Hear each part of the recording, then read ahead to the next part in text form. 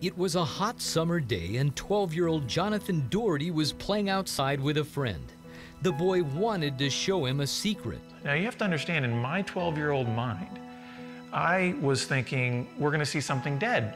But when we got out into this field, there was this tree stump. He reached his arm down into this hollowed out portion, and I'm still thinking that must be he's grabbing the raccoon or whatever.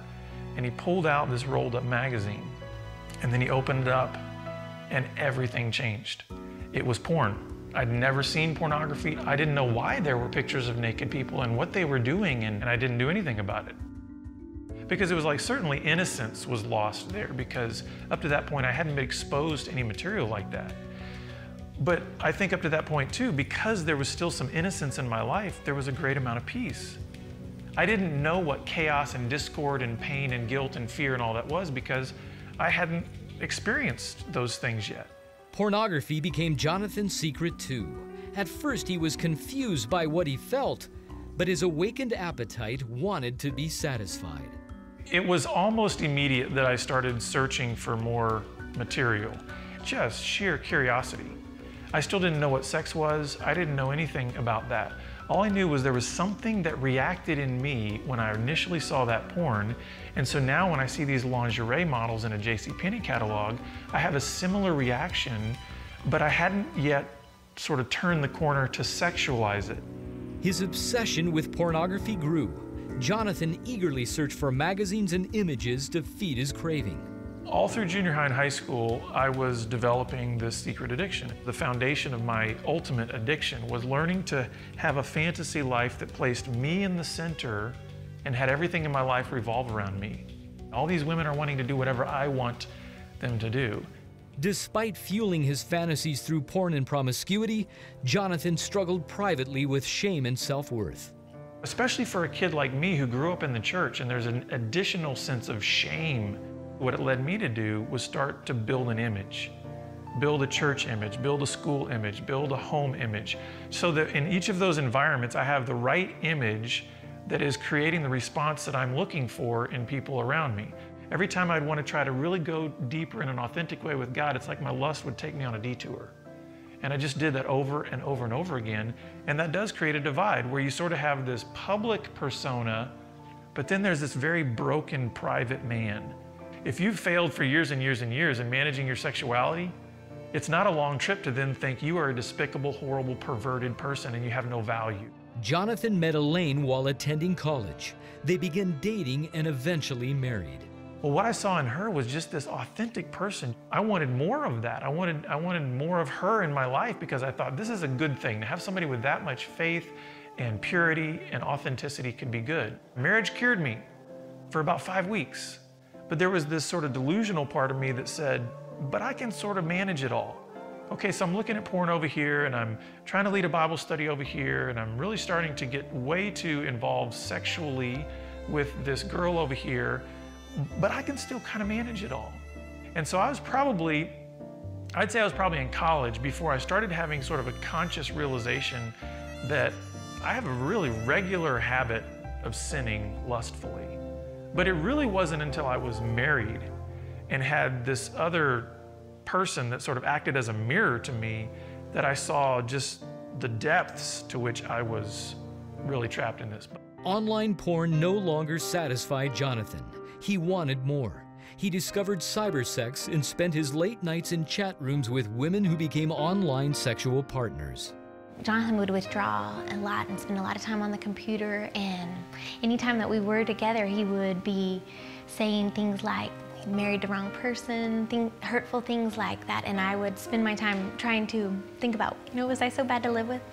I started to catch him in lies, but not necessarily about big things, but about little things. I did find websites, I did find girls' phone numbers, but I was unprepared for the truth. I didn't know how serious things were, even though red flags were blowing. I had gone beyond pornography. I had started to have affairs that I would set up online. One day I was in a chat room and a woman put 2 little words on the screen, "Want to meet?" And that was the first time in my marriage that I'd been challenged to cross a line out of the realm of fantasy into the realm of really real acting out. And I said yes, and I went and had sex with a woman. My downward spiral was fast and furious. So was his guilt. He confessed to Elaine what he had done. I told her everything. I told her about the prostitutes. I told her about the affairs. I told her about the internet, all of those kind of things. I was just like a puddle on the floor. And that night, I did not think that the sun would even come up, because I just thought I would just die because it hurt so bad. Although Jonathan confessed everything to Elaine, he wasn't ready to give up his obsession. Less than a week after that confession, I was in bed with another woman. And when I came home from that encounter, that's where I saw my wife with her bags packed. I knew where he had gone. So I packed up my bags and I left. I never wanted to talk to him again, and I never wanted to see him again. I never wanted to be around him again. And I drove to my parents and I cried the whole way. I just felt very broken. When I walked in and shut the door, the only way I can describe it was deafening silence. That was actually the catalyst that God used to shake me enough to kind of bring me to my senses, to where I started realizing I have destroyed my life and the life of another person. If I don't get help now, I will end up taking my life. Just started sobbing. I felt as if Jesus himself came right up next to me on the floor and just put his arm around me and said, you know what, I know, I care about you. I knew this was coming, but this is right where I want you to be. And it was like the first moment in my life where I felt like, wow, that's what grace is. That's the God who loves me. That's the God who knows everything that's going to happen in my life before it happens and still says, I'm going to walk with you every step of the way. Jonathan sought Elaine's forgiveness. He went into counseling and joined accountability groups. Elaine saw honesty and humility in Jonathan's change. God began to work on my heart about forgiveness. Remember, you started your relationship with me when you were 5. I'm your first love. And how many times have you been unfaithful to me? Look how much I'd forgiven you, Elaine. Elaine forgave Jonathan. After 7 months of soul-searching and counseling, the two got back together. God doesn't give up on a marriage. When we first got back together, I caught him being right. I caught him being pure.